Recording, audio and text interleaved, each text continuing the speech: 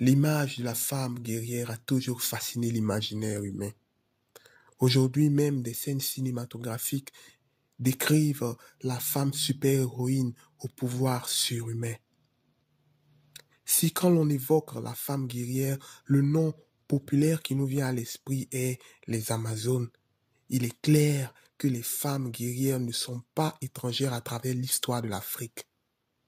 Nous avons évoqué dans une vidéo précédente l'histoire de la reine Nzinga, reine du Ndongo, reine courageuse, perspicace, guerrière et fin diplomate que vous pouvez aller explorer. D'autres reines guerrières ont aussi brillé de leur nom comme Néfertiti, reine guerrière égyptienne et bien d'autres encore. Dans notre ère moderne, le général Kadhafi a ravivé dans notre esprit ce groupe de femmes militaires appelées les Amazones, qui le suivaient dans tous ses déplacements officiels. Cependant, le plus célèbre groupe de guerrières que l'Afrique ait jamais connu est celui des Amazones du Dahomey, et nous vous en parlons maintenant. Bienvenue dans Peuple Ébène.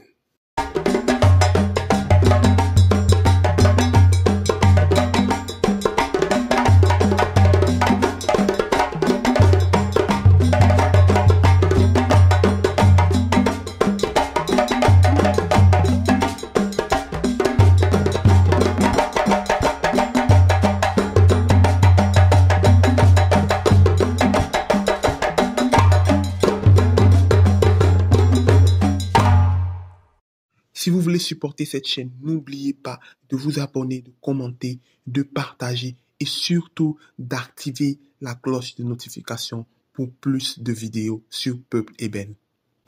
Les Amazones du Dahomey sont un groupe de guerrières de l'Afrique de l'Ouest créé dans le royaume du Dahomey, ancienne puissance ouest-africaine qui a émergé au XVIIIe siècle. Le royaume du Dahomey est venu de l'unification du peuple Abomey, dont la principale cité qui devient la capitale a le même nom donné au royaume. Plusieurs notes sur l'origine des Amazones du Dahomey ont été émises sans véritablement situer leur origine définitive. Certaines notes remontent l'origine des guerrières au roi Wegbaja, troisième roi du Dahomey qui a régné entre 1640 et 1685. Il aurait mis sur pied un groupe de chasseuses d'éléphants appelés Gbeto, qui seraient elles-mêmes les ancêtres des Amazones du Dahomey, les Minans. Quand le roi Wegbaja meurt, il laisse derrière lui 3 enfants, dont 2 jumeaux, mâles et femelles, qui vont se succéder à la tête du royaume. Le premier qui succède au roi Wegbaja est son fils Akaba. Il règne entre 1685, l'année de la mort de son père, et 1718. À sa mort, sa sœur jumelle Angbe prend la tête du royaume pour éviter le flottement du pouvoir, étant donné que leur frère cadet Agaja est encore mineur. Les traditions orales ne sont pas d'accord sur la durée du règne de Angbe avant le règne de son frère cadet Agaja. Pendant que certains parlent de 3 mois, d'autres parlent d'un règne de 3 ans. Certaines traditions disent donc que c'est pendant ce règne que les Gbeto, sous l'impulsion de Angbe, se seraient transformés en force d'élite. Cette source n'est pas confirmée. D'autres sources disent aussi que son frère Agaja aurait établi ce groupe de soldats féminins et l'aurait renforcé. Ce qui est sûr, c'est que la création et le développement de ce corps d'élite s'est fait entre le règne d'Akaba et d'Agaja.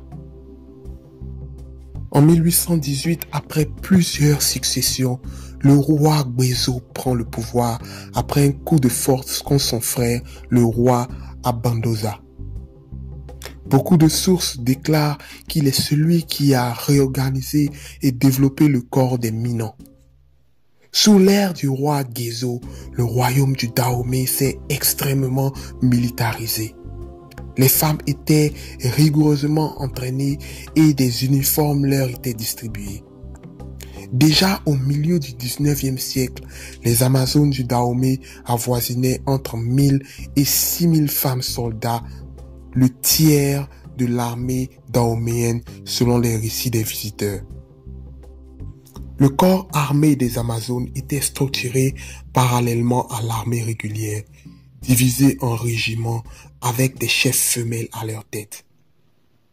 Un corps était spécialement attribué à la garde royale. La plupart des soldats étaient recrutés parmi les esclaves captifs de guerre. Si les femmes étaient donc présentes dans l'armée du Dahomey, leur rôle politique ne reste pas minime.